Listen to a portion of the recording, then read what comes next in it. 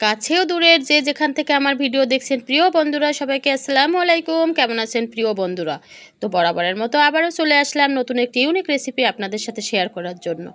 আজকের রেসিপি হচ্ছে আমার অসাধারণ ও লোভনীয়ভাবে বাসার তৈরি ভাপা পিঠা। তো ভাপা পিঠা কতটা লোভনীয়ভাবে তৈরি করা যায় সেটাই আজকে আমি আপনাদের সাথে শেয়ার করব প্রিয় বন্ধুরা। শীতের সিজনে ভাপা পিঠা না হলে তো চলেই না কারো। তো চলে আসলাম তাই ভাপা পিঠার রেসিপি নিয়ে। তো এখানে আমি 1 কেজি পরিমাণ আতপ চালের গুঁড়ো নিয়েছি। হাত দিয়ে ভালোভাবে ঘুরিয়ে ঘুরিয়ে দেখিয়ে দিচ্ছি আতপ চালের গুঁড়াটা। এটা আমি 10 মিনিট আতপ চালটা ভিজিয়ে রেখেছিলাম। তারপরে আমি ছেঁকে ভালোভাবে এটা ব্লেন্ডার করে নিয়েছি। একটু হালকা দানা দানা রেখেছি। একদম পুরো এই গুঁড়াটা কিন্তু একদম পুরো পারফেক্টলি একদম যে গুঁড়া ছাড়া তৈরি করে সেটা না, একটু গুঁড়ো গুঁড়ো আছে। এখানে আমি নিলাম খেজুরের গুড়, তারপরে এখানে নিয়ে নিলাম আমি নারিকেল কুড়ানো। তো প্রিয় বন্ধুরা, আমার সাথে থাকেন, আমার পাশে থাকেন যদি আপনারা বাসায় এভাবে তৈরি করতে চান ভিডিও রেসিপিটা। তো দেখেন আমি আবারও চালটা ভালোভাবে দেখিয়ে দিলাম। তো আতপ চালের গুঁড়াটা একটু দানা দানা থাকলে বেশিটা ভালো হয়, এই যেমন ভাপা পিঠার গুঁড়াটা। তো এখানে আমি গুঁড়া মাখানোর জন্য পারফেক্টলি পিঠা তৈরি করার জন্য যে গুঁড়াটা তৈরি করতে হবে, প্রথমে আমি এখানে লবণ দিয়ে দিলাম আর এখানে গাওয়া ঘি দিলাম 2 চামচ পরিমাণ ঘি দিয়ে তারপরে এখানে দিলাম 1 কাপ পরিমাণ আমি নারিকেল কুড়ানো। তো নারিকেল কুড়ানোটা দিয়ে আমি এখন হাত দিয়ে ভালোভাবে চালের সাথে ভালোভাবে মিক্সড করে নিব। নারিকেল, তারপরে ঘি, তারপরে লবণ। আর এভাবে যদি আমরা ভাপা পিঠা তৈরি করি খেতে কিন্তু অসাধারণ লোভনীয় হয়। আর আমি কিন্তু পানি দিয়ে এই গুঁড়াটা মাখিয়ে নিব না, এখানে আমি দুধ দিয়ে গুঁড়াটা ভালোভাবে চালের গুঁড়াটা মাখিয়ে নেব। এখানে আমি কুসুম কুসুম দুধ দিয়ে গুঁড়াটা একটু একটু দুধ দিচ্ছি আর একটু একটু করে ভালোভাবে মাখিয়ে নিচ্ছি। অনেকেই আছে পানি দিয়ে কিন্তু মাখিয়ে নেয়। আপনারা একদিন দুধ দিয়ে এরকম মাখিয়ে নিয়ে ভাপা পিঠা তৈরি করেন, দেখেন খেতে কতটা লোভনীয় হয়।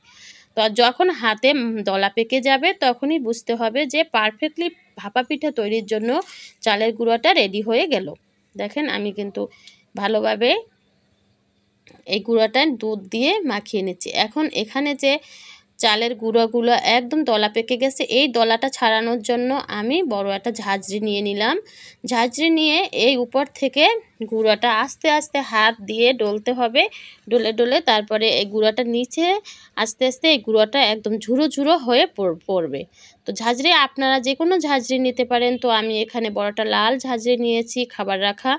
তো এখানে সবজি রাখা এই ঝাঁঝরিটা আমি ভালোভাবে দেখেন সুন্দরভাবে এটা হাত দিয়ে দলাগুলো ডলে ডলে দেখেন কি সুন্দর আমার গুঁড়োগুলো একদম গুঁড়ো হয়ে গেছে, একটুও দলা পেকে নেই। তো এভাবে তৈরি করতে হবে প্রিয় বন্ধুরা। তো আমার রেডি হয়ে গেল পারফেক্টলি ভাপা পিঠার গুঁড়া। তো রান্না করে চলে আসলাম। আমি কিন্তু আজকে বলা হয়নি যে প্রেশার কুকারে আমি কিন্তু ভাপা পিঠা তৈরি করব। দেখেন ভাপা পিঠার উপরে প্রেশার কুকারের উপরে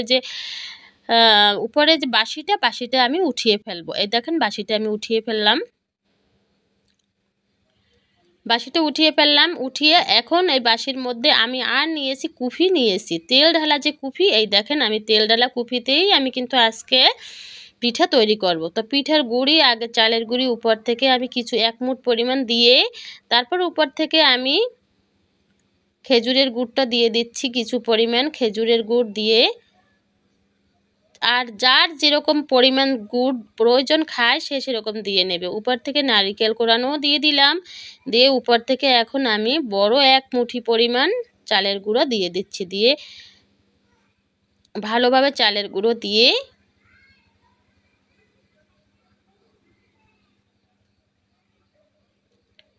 আমি সমানভাবে চালের গুঁড়োটা একদম সমান করে উপর থেকে নিয়ে দিলাম। নিয়ে আমি এখন প্রেশার কুকারের উপরে যে বাসিটা উঠিয়ে ফেলেছি তার উপরে এটা আমি দিয়ে দেব। দেখুন উপর থেকে কি পরিমাণ এই যে উপরে যে পানির ভিতরে যে উপরে তাপটা উঠতেছে কি পরিমাণ। এখন আমি দেখেন কুপিটা উপর থেকে আমি দিয়ে দিচ্ছি। এভাবে দিয়ে আমি এটা এই এক একটা পিঠা তৈরি করতে মাত্র 2 থেকে 3 মিনিট সময় লাগে। দেখেন আমি কুপিটা দিয়ে দিচ্ছি। কুপিটা দিয়ে এরকম 2 থেকে 3 মিনিটের মধ্যে আমার পিঠা হয়ে যাবে। এভাবে প্রত্যেকটা দেবো আর উঠিয়ে পড়ব। দেখেন আমার পিঠাটা হয়ে গেল কিন্তু আমি দেখেন নিয়ে নিচ্ছি কতটা সুন্দর আমার পিঠা, ভাপা পিঠা, আর দেখলেই মন চায় যে খেতে। এত পরিমাণ সুন্দর হয়েছে আর মজাদার হয়েছে। দেখতে যতটা লোভনীয় হয়েছে, খেতে কিন্তু আরও বেশি লোভনীয় হয়েছে। আর একটা ভাপা পিঠা আমি দিয়ে দিলাম, আর আপনাদের সুবিধার্থে আবার একটা ভালোভাবে দেখিয়ে দিচ্ছি। এক মুঠো প্রথমে চালের গুঁড়া ছড়িয়ে ছিটিয়ে দিলাম, আর উপর থেকে আমি কিছু গুড় দিয়ে দিলাম। তারপরে উপর থেকে আমি কিছু নারিকেল দিয়ে দিচ্ছি। নারকেলটা ভালোভাবে ছড়িয়ে ছিটিয়ে দিলাম। নারকেলের পরিমাণটা একটু বেশি দিলে কিন্তু খেতে দারুণই হয় পিঠা, ভাপা পিঠা। তো উপর থেকে আমি বড় এক মুঠো পরিমাণ চালের গুঁড়ো উপর থেকে দিয়ে দিলাম। দিয়ে তারপরে এখন আমি আবার এটা বাঁশির উপরে যে বাঁশিটা ওইখানে আমি দিয়ে দিব এই কুপিটা। তো এভাবে যদি বড় বড় করে আমরা ভাপা পিঠা তৈরি করি, তাহলে কিন্তু খেতে খুবই অল্প সময়ের মধ্যে আমরা খেতে পারবো, আর লোভনীয় হবে, মজাদার হবে। দেখেন আমি কুপিটা উপর থেকে আমি দিয়ে দিলাম প্রেশার কুকারের। এভাবে প্লিজ প্লিজ বন্ধুরা একদিন হলেও তৈরি করেন। দেখেন খেতে কতটা লোভনীয় হয়, আবার দেখতেও যে কতটা অসাধারণ হয়েছে প্রিয় বন্ধুরা। যা বাসার আমার সবাই দেখে পাগল হয়ে গেছে যে ভাপা পিঠা যে এত সুন্দর তৈরি করা যায়, যে কুপিতেও ভাপা পিঠা তৈরি করে যায়। আমার বাসার সবাই দেখে পাগল হয়ে গেছে, খাওয়ার জন্য ওরা ব্যস্ত হয়ে পড়েছিল। আমি তাড়াতাড়ি এরকম কেটে কেটে সবাইকে খেতে দিয়েছি, যেহেতু একটা পিঠা তো কারো পক্ষে খাওয়া সম্ভব না। পিঠেগুলো তো অনেক বেশি বড়, দেখেন কতটা সুন্দর দেখাচ্ছে, কতটা মজাদার হয়েছে, কতটা লোভনীয় হয়েছে।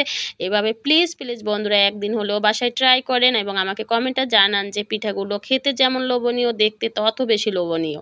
তো এভাবে আমি আজকে আপনাদের সাথে শেয়ার করলাম ভাপা পিঠা তৈরিটা। আর শীতের দিনে কিন্তু ভাপা পিঠাটা এতটা মানে চলে, বা এতটা পরিমাণ সবাই খেতে চায় যে প্রতিটা ঘরে ঘরে কিন্তু সবাই ভাপা পিঠা তৈরি করে, বাজার থেকে কিনে খায়। তো আমরা বাজার থেকে একদমই কিনবো না, এভাবে বাসায় তৈরি করবো স্বাস্থ্যসম্মত ভাপা পিঠা। আর সবার জন্য খুবই পারফেক্টলি হবে, বাচ্চাদের জন্য খুবই লোভনীয় হবে। তো দেখেন আমি প্রত্যেকটা পিঠা আপনাদের ঘুরিয়ে ঘুরিয়ে দেখিয়ে দিচ্ছি। দেখেন দেখতে যে কতটা লোভনীয়, খেতে কিন্তু অনেক ইচ্ছে ইচ্ছে হয়, মন চায়।